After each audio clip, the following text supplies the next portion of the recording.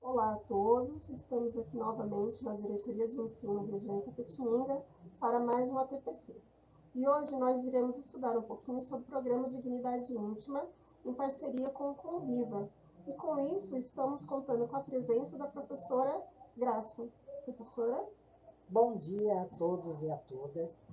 A minha colega Fabiana vai falar um pouquinho das questões biológicas que envolvem o ciclo menstrual das meninas, enquanto eu vou falar um pouquinho das questões emocionais. Bom, então vamos para a sensibilização.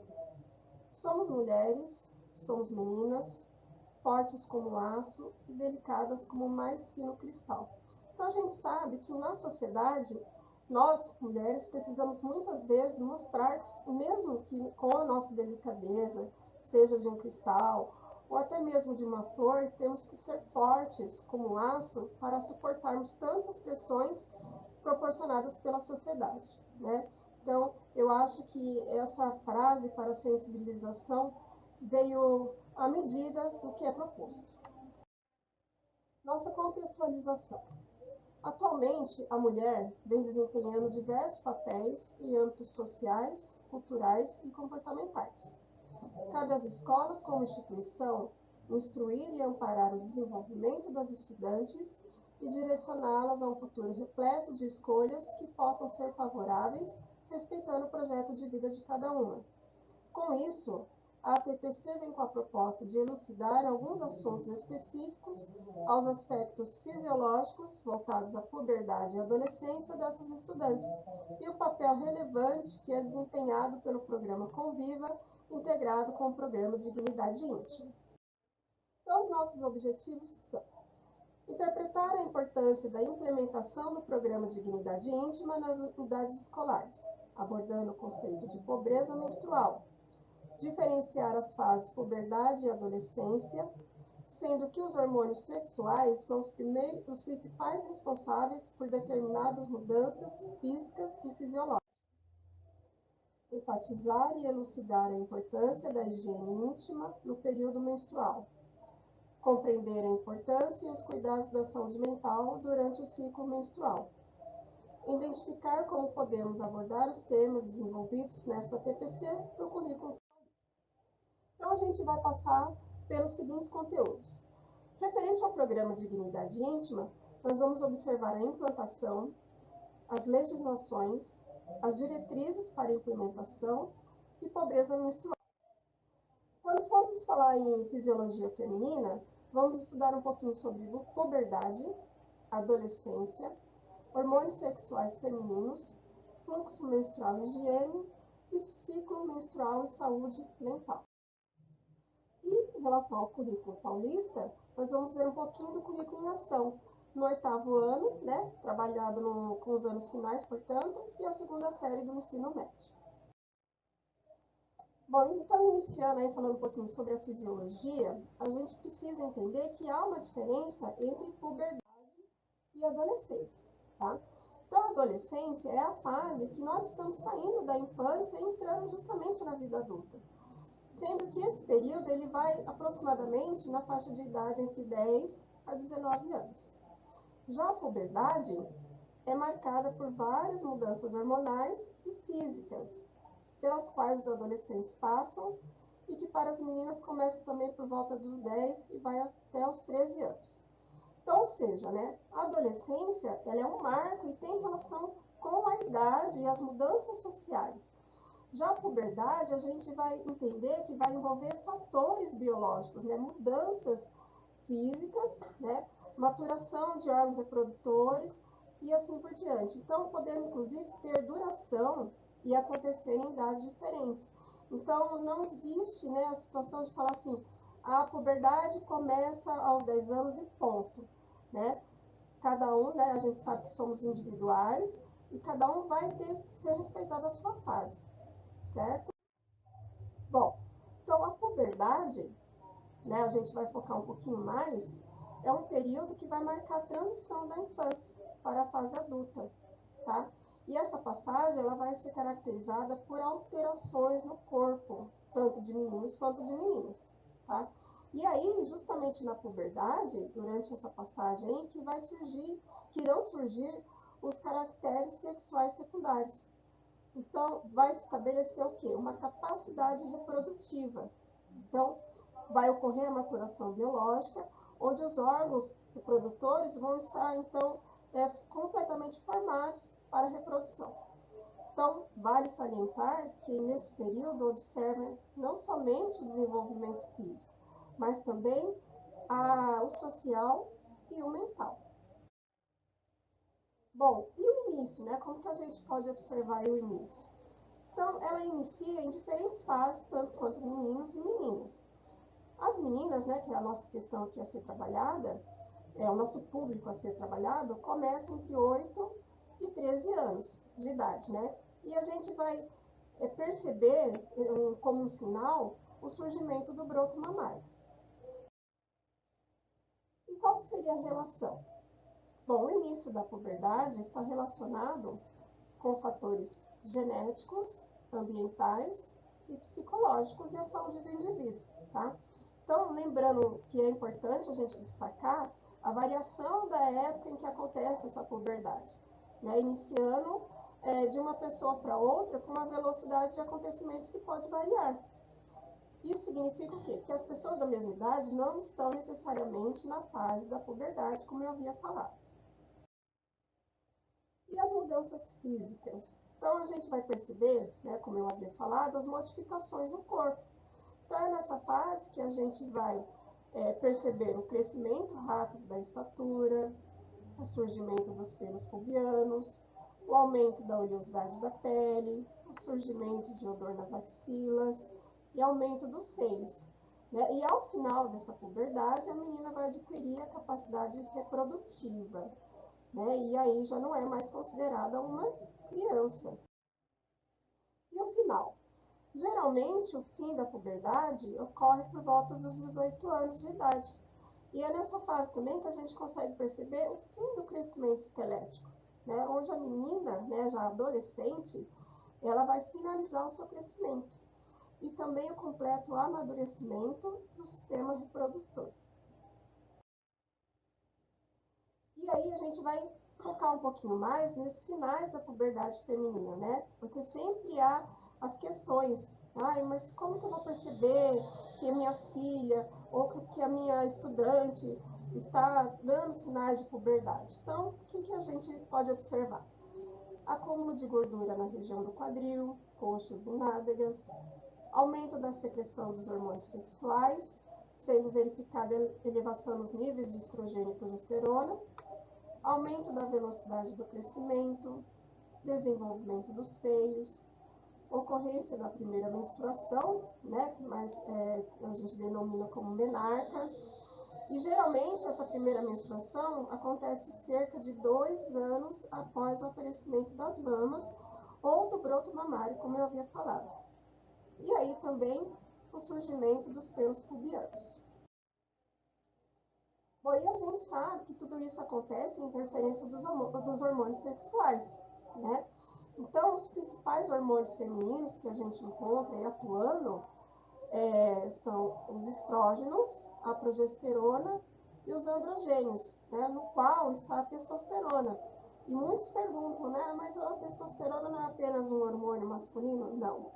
Também tem a sua funcionalidade para as mulheres. E aí, quais seriam as funções desses hormônios, né? Então, as funções seriam regular a menstruação, a libido, que é a vontade sexual, atuar na gravidez, na menopausa e em todo o ciclo de vida da mulher. Agora eu vou falar um pouquinho sobre o fluxo menstrual, né? A fisiologia feminina, o fluxo menstrual. Então, sempre tem aquela questão, né? O que seria, então, a menstruação? Então, a menstruação é a descamação das paredes internas do útero quando não há fecundação. Então, ou seja, o útero, ele sempre vai estar preparando para receber um óvulo fecundado. E quando não acontece a fecundação, as paredes, o endométrio, né, que são as paredes internas do útero, elas vão se desfazer, certo? E nisso, a gente vai perceber o quê? Que o fluxo menstrual, ele é composto, então, por sangue e tecido. E a primeira menstruação, como eu havia falado, denominada menarca, ela vai surgir aproximadamente por volta de 12 anos. Pode acontecer antes? Pode. Lembrando que somos individuais. Então, eu coloquei uma ilustração para vocês conseguirem entender o que acontece, né? Então, como eu havia falado, né, o útero está ali preparado para receber o óvulo fecundado, né? Se caso não ocorre a fecundação desse óvulo, então vai ocorrendo cada vez mais o espessamento desse endométrio da parede do útero, e aí até acontecer o fluxo menstrual, toda a descamação dele e o fluxo menstrual. Lembrando que nós temos que constantemente ter a nossa higiene íntima, né? E durante o período menstrual, essa higiene ela tem que ser mais constante e mais cuidadosa. Então, a higiene íntima ela é imprescindível para todos, né? E, além disso, a gente tem que entender que a higiene é uma grande aliada na prevenção de inflamações e irritações na área genital, tá? Então, quando pensamos na higiene íntima da mulher, há de se considerar o período menstrual merecedor de maior atenção, como eu havia falado, né? Tanto é que é instituído o dia 28 de maio, o dia da higiene menstrual. Olha só a importância. Bom, e o que acontece, né? Durante a menstruação, a gente vai perceber que ocorrem algumas alterações importantes que deixam a mulher mais vulnerável a infecções do trato reprodutivo. Então, o que acontece? O pH vaginal ele fica desequilibrado, lembrando que o pH vaginal ele varia entre 3,8 a 4,2, portanto, sendo um pH ácido. A umidade na região aumenta e a descamação do tecido ocorre mais intensamente. Então, durante o período menstrual, a vagina se torna um ambiente propício à proliferação de vírus, bactérias e fungos, né? Então, a gente tem que evitar essas surpresas desagradáveis, né? E a melhor maneira, então, é o cuidado com a higiene íntima. E como que a gente pode proceder com essa higiene? A gente até brinca, fala aí que é com uma dupla dinâmica, sempre água e sabão neutro. Ah, mas existem os sabonetes líquidos. Sim, nós sabemos da existência dos sabonetes líquidos, mas lembrando que alguns ginecologistas não aconselham, né, não recomendam o uso desses produtos. Por quê? Para eles, né, esse sabonete líquido, aliás, não é para eles, né, foi estudado que altera o habitat da flora bacteriana fisiológica do sistema reprodutor. E essa alteração pode causar maiores riscos de infecção e inflamação, né? Então, posso estar utilizando? Sim, pode estar utilizando, mas não é recomendado o uso constante, de preferência sempre água e sabão neutro. Bom, então, além da limpeza, né, outro cuidado, né, que como eu falei, a gente tem que pontuar, é durante o fluxo menstrual, que é com a troca de absorventes. Então, tanto o absorvente externo quanto o absorvente interno, a gente tem que ter o cuidado de trocá-los frequentemente. Né? Em que período, em que intervalo? O intervalo ele vai variar, né? Entre uma troca e outra, por quê? Porque vai depender da intensidade do fluxo de cada um e também da sua necessidade pessoal. Mas sempre é necessária essa troca. Né? Então, eu até fiz uma brincadeira aí, nada de preguiça quando o assunto é trocar o absorvente. Então, a gente sabe aí, né, todos nós sabemos que temos que ter cuidados, né, com a nossa saúde, com a nossa higiene íntima. Então, sabendo de todos esses riscos e cuidados, o governo do estado de São Paulo implementou, junto à Secretaria Estadual da Educação, o programa Dignidade Íntima. Então, a professora Graça vai falar com vocês agora sobre esse programa.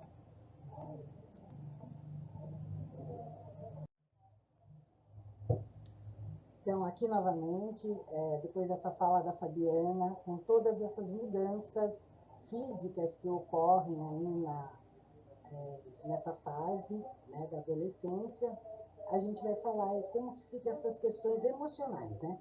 E o programa Dignidade Íntima está aí, e a gente vai falar um pouquinho sobre ele.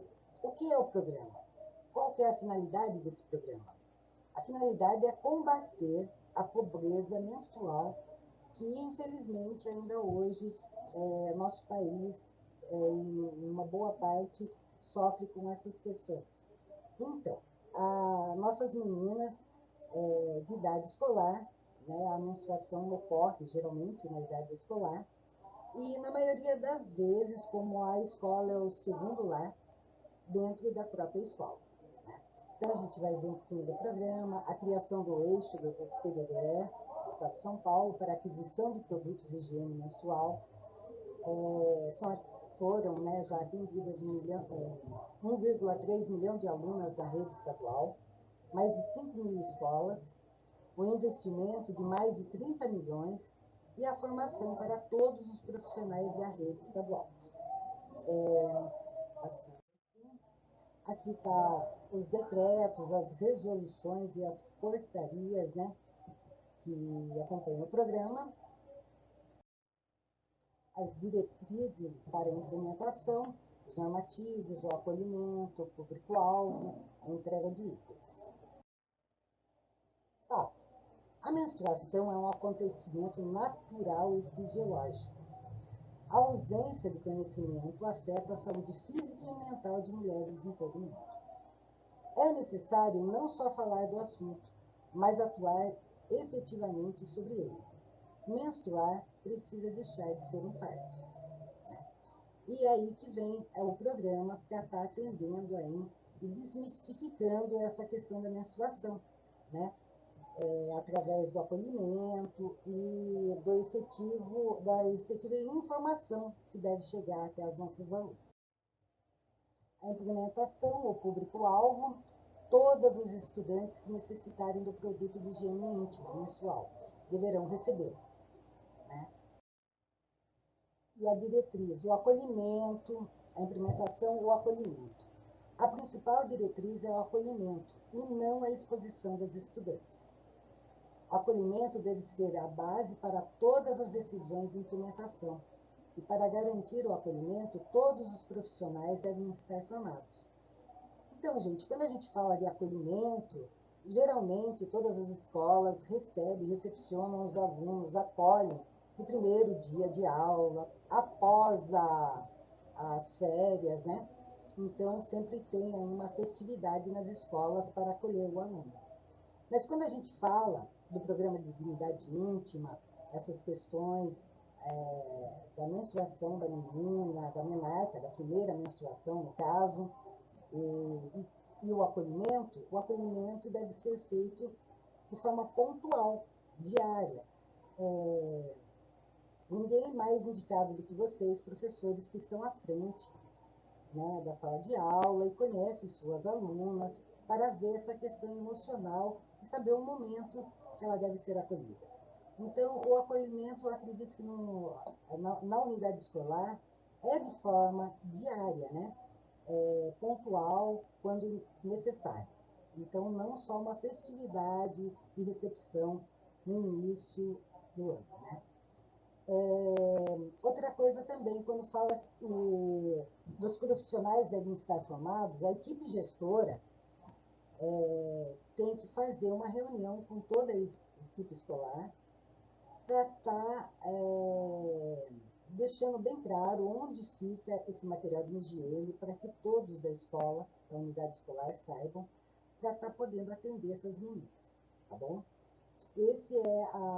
Essa formação é mais a informação, todos os servidores têm que saber onde está, tem que estar acessível esse produto de higiene, para que todas as meninas possam ter acesso. Aí falamos da implementação e entrega dos itens. A demanda deve vir das próprias alunas. Todos os profissionais deverão saber onde retirar o item. É o que eu falei agora há pouco. As escolas devem seguir as diretrizes gerais e implementar conforme cada realidade. Sabemos que cada unidade escolar tem sua realidade própria. Então, essa entrega desses itens de higiene pessoal, cada escola deve fazer conforme a sua realidade, né? Mas o que tem que estar bem claro é os direitos das meninas em adquirir esse produto, todas que necessitarem.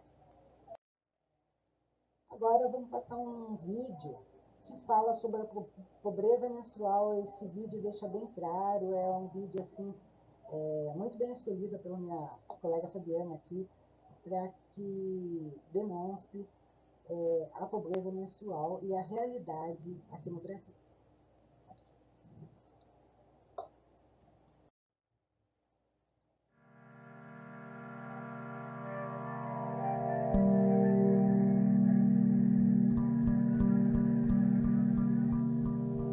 Você já parou para pensar que há pessoas que não têm acesso a produtos básicos de higiene menstrual? Todos os meses, pessoas precisam optar entre usar pedaços de pano, papel higiênico, papelão, jornal e até mesmo miolo de pão quando menstruam. Quais as consequências na vida dessas pessoas? Em 2014, a Organização das Nações Unidas, a ONU, reconheceu que o direito à higiene menstrual é uma questão de saúde pública e de direitos humanos. O conceito de pobreza menstrual engloba a falta de dinheiro para comprar produtos de higiene menstrual, a falta de acesso à água e ao saneamento básico. Pessoas em situação de rua, privadas de liberdade, que vivem em abrigos, em campos de refugiados, em áreas rurais e remotas e em situação de pobreza, são as mais vulneráveis a esse problema. Você já parou para pensar em quanto custa menstruar? Em geral, quem menstrua gasta em média R$12 em absorventes descartáveis todo mês. No Brasil, estima-se que 26% de jovens que menstruam entre 15 e 17 anos não têm condições financeiras para adquirir produtos seguros para usar durante a menstruação. Absorventes são considerados produtos supérfluos no Brasil, sendo assim tributados como categoria de cosméticos, aumentando o custo de fabricação e o preço final. Há também um custo ambiental. Em média, uma pessoa que menstrua usará entre 5 e 15 mil absorventes internos e externos descartáveis ao longo da vida, e a grande maioria acabará em aterros, gerando cerca de 150 quilos de lixo plástico, que permanecerão no ambiente por pelo menos 500 anos. Como resultado da precariedade menstrual, pessoas em idade escolar que menstruam faltam mais dias na escola durante a menstruação, o que pode prejudicar seu desempenho escolar. A ONU estima que 1 em cada 10 meninas cisgênero perdem aula quando estão menstruadas por falta de produtos ou porque não há banheiros seguros e com privacidade na escola. No Reino Unido, 19% das meninas cis afirmaram que já usaram soluções improvisadas como trapos de tecidos, jornal e papel higiênico nos dias menstruais. Com a educação comprometida, a consequência a longo prazo é o aumento da desigualdade de gênero no mercado de trabalho e as chances de quebrarem o ciclo da pobreza e adquirirem autonomia financeira diminuem ainda mais. As pessoas que menstruam aprendem a sentir desde muito novas sentimentos como nojo, constrangimento, culpa. Associar menstruação a sujeira e vergonha por sangrar são construções sociais que constituem uma violência de gênero normalizada. Precisamos conversar sobre menstruação, pois quebrar o tabu sobre o assunto é o primeiro passo para mudarmos essa situação. As pessoas que menstruam, e as que não menstruam também, precisam entender que menstruar é algo que não é motivo de vergonha, mas parte do funcionamento do corpo humano e um processo de responsabilidade da sociedade e não só de quem tem útero. Já existem opções sustentáveis para a higiene pessoal durante a menstruação, que podem ser alternativas se existir água disponível para a higiene. O absorvente ecológico e reutilizável é feito de tecido, uma versão melhor projetada de uma tecnologia muito antiga. Já a calcinha absorvente é outra opção interessante, pois pode ser lavada e usada repetidamente. Se com pouca água disponível, o coletor menstrual, um copinho feito de silicone medicinal e que coleta o fluxo internamente na vagina, é uma opção reutilizável por até 10 anos. Não há dúvidas de que a menstruação deve ser tratada como uma questão de saúde pública. No Brasil, há projetos tramitando no governo desde março de 2020 com a intenção de reduzir a evasão escolar de jovens que menstruam em situação de vulnerabilidade através da distribuição gratuita de absorventes. É preciso lutar para que a higiene menstrual deixe de ser vista como um problema de quem menstrua e passe a ser um direito, tal como recomenda a ONU. Até quando as pessoas com útero que estão em situação de vulnerabilidade precisarão sobreviver à menstruação? Que tal participar da nossa luta para que dignidade menstrual seja um direito garantido a todas as pessoas que menstruam?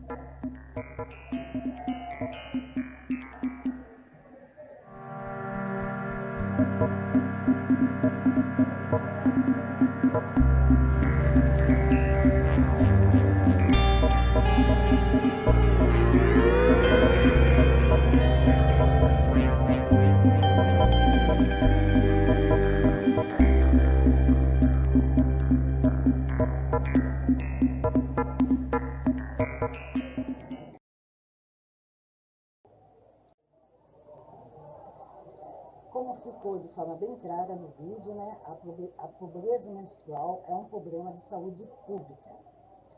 E aí, então, os itens que as meninas, infelizmente, utilizam.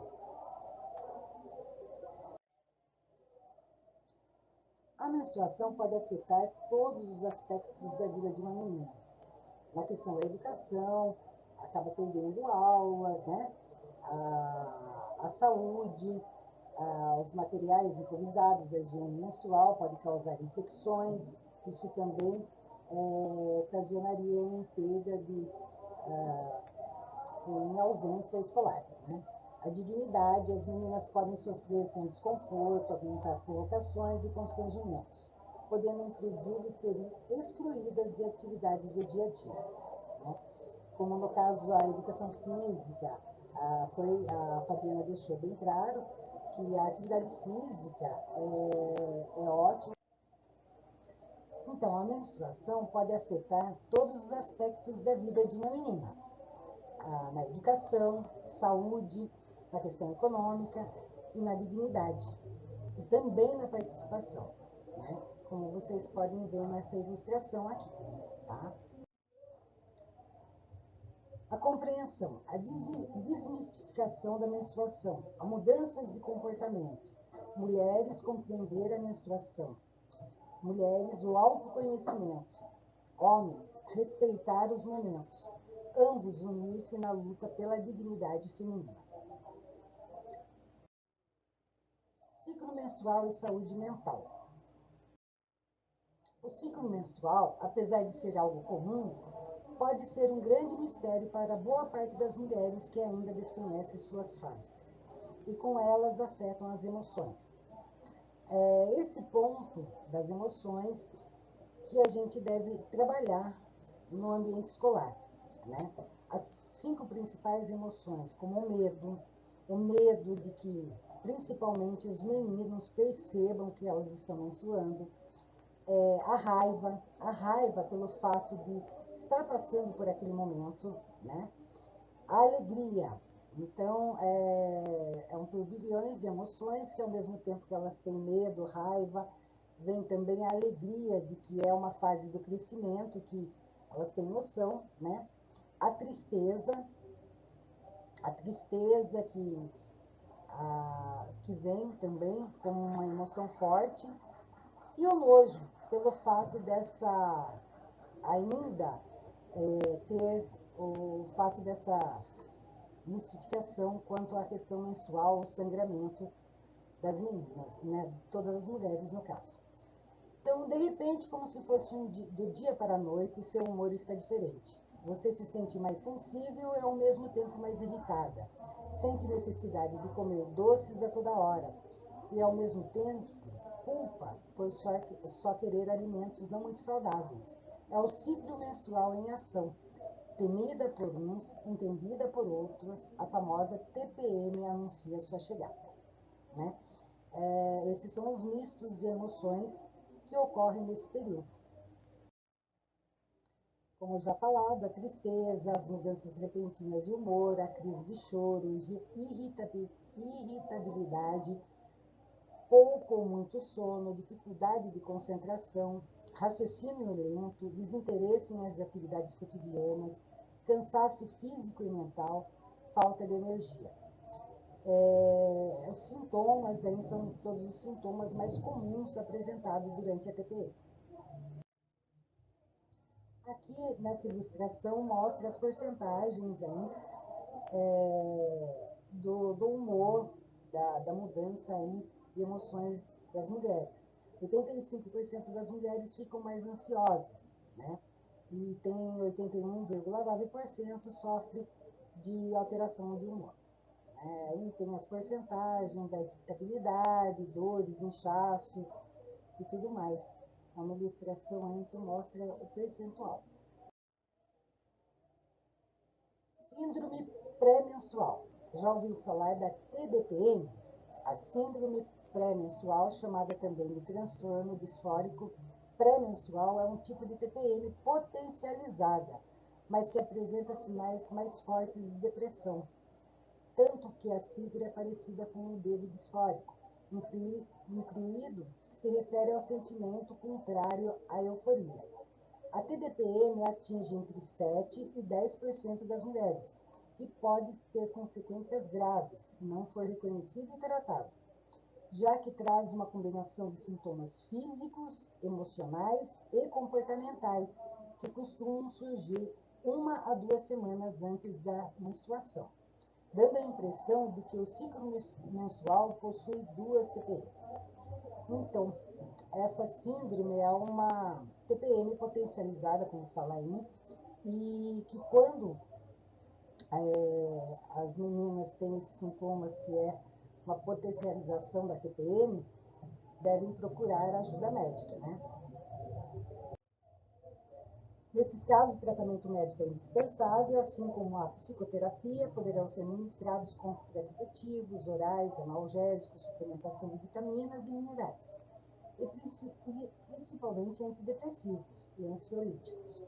Mudanças na alimentação e a prática de atividade física são altamente recomendadas e necessárias também, pois ajudam a regular os hormônios e os neurotransmissores que estejam apresentando alteração. De toda forma, consultar regularmente a ginecologista e fazer um acompanhamento psicológico são atitudes fundamentais para controlar o ciclo menstrual e não permitir que ele controle sua vida. Aí a gente está falando da TDPM, que são casos, graças a Deus, mais raros, né? Mas que precisam ter um acompanhamento psicológico que é muito potencializado. Bom, agora a gente vai falar um pouquinho, né, sobre o currículo paulista, mas a gente não vai aprofundar. A gente vai observar como que esse assunto é tratado. Então, tudo inicia lá nos anos finais, tá? Então, por que nos anos finais, né? Porque é justamente nesse período que a gente vai encontrar os estudantes, né, as estudantes, na faixa etária entre 11 a 14 anos, tá? Então, é justamente nesse período que eles estão perpassando por diversas mudanças físicas e emocionais. Lembrando, então, que essas mudanças físicas e emocionais são características da puberdade, tá? Então, se faz necessário foco no desenvolvimento da autonomia da estudante, né, dos estudantes, e na introdução de conteúdos mais complexos. Então, sendo assim, a gente vai encontrar no currículo paulista temas que são de extrema importância, como, por exemplo, a fisiologia humana, sexualidade e saúde. Então, lá no 8º ano, no nosso caderno de ciências, mais especificamente no segundo bimestre, nós temos a situação de aprendizagem 3, conhecendo o processo reprodutivo humano, sendo que a unidade temática, vida e evolução. A habilidade. Então, o que é necessário, né? É necessário que os estudantes consigam identificar as transformações que ocorrem na puberdade como fenômeno biológico e comportamental, que caracterizam o período de transição da infância para a adolescência, e o objeto de conhecimento, processos reprodutivos. Tá? Então, ou seja, logo na situação de aprendizagem 3, eles já vêm com uma bagagem de conhecimento da situação de aprendizagem 2, falando sobre processos reprodutivos. Tá? Então, lá na situação de aprendizagem 2, eles viram a reprodução, eles viram um pouquinho sobre a reprodução animal e vegetal, tá? Então, aqui os alunos eles vão despertar muito interesse sobre o conteúdo, né? Sobre os objetos de conhecimento. Nisso, então, o professor ele pode aproveitar as discussões e as diversas dúvidas que possam vir a surgir, né? Então, colocando em pauta o assunto, o professor, é necessário que ele conduza tudo de uma forma muito democrática. Vai surgir essas dúvidas, esses equívocos? Vão. Mas aí vocês vão perceber que podem ser todos elucidados em momentos oportunos no decorrer do estudo, tá? Porque vai se prolongar. A gente vai ver isso daí. Bom, na situação de aprendizagem 3, então a gente tem duas atividades. Nosso corpo em transformação, né, onde os alunos vão conseguir refletir, por meio de questionamento, as mudanças físicas que estão ocorrendo durante a puberdade. E a atividade 2, as diferentes interpretações sobre mudanças biológicas e comportamentais por meio da arte. Então, utilizando, por exemplo, da produção de poemas ou até mesmo de música, os alunos eles vão conseguir identificar e mostrar suas emoções, o que eles estão passando durante a puberdade. Aí, logo em seguida, vem a situação de aprendizagem 4, transformações ocorridas na puberdade.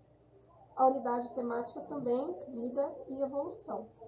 E qual que seria aí a habilidade?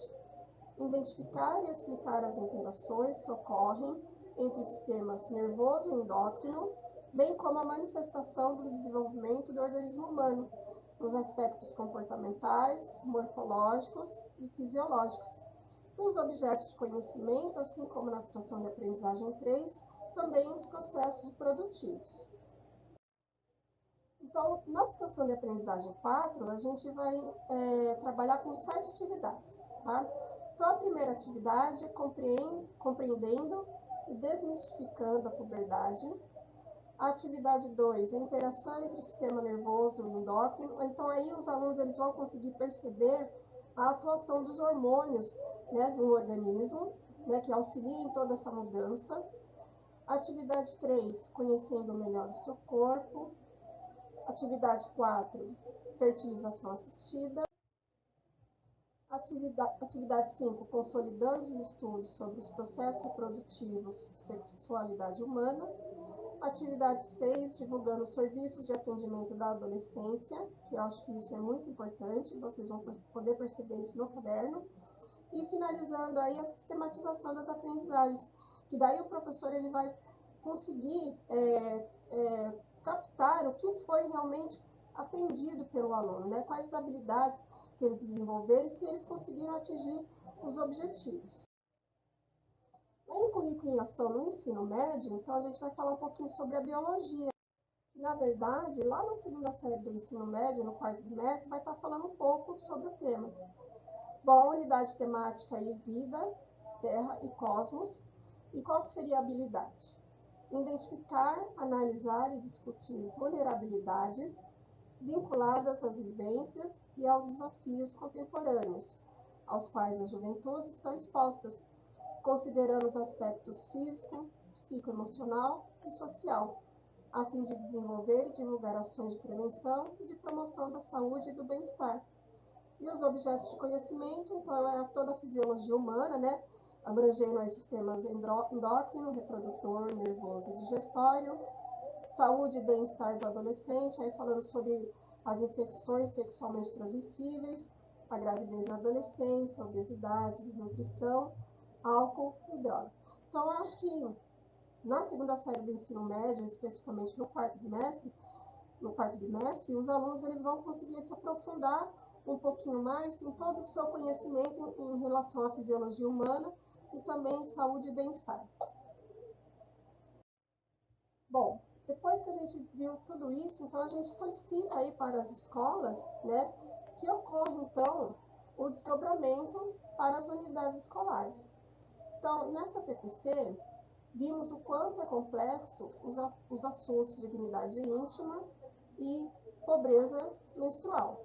Com isso, cabe a todos proporcionar de forma adequada informações e recursos acessíveis para que as estudantes se sintam acolhidas. Professora Graça? Então, portanto, o programa de dignidade íntima deve ser implementado e desenvolvido por todos os integrantes da unidade escolar, podendo ser integrado ao programa Psicologia Viva e em parceria com o Grêmio Estudantil. E aí eu queria deixar umas sugestões aí para que vocês possam fazer essas ações de formas efetivas e com parcerias.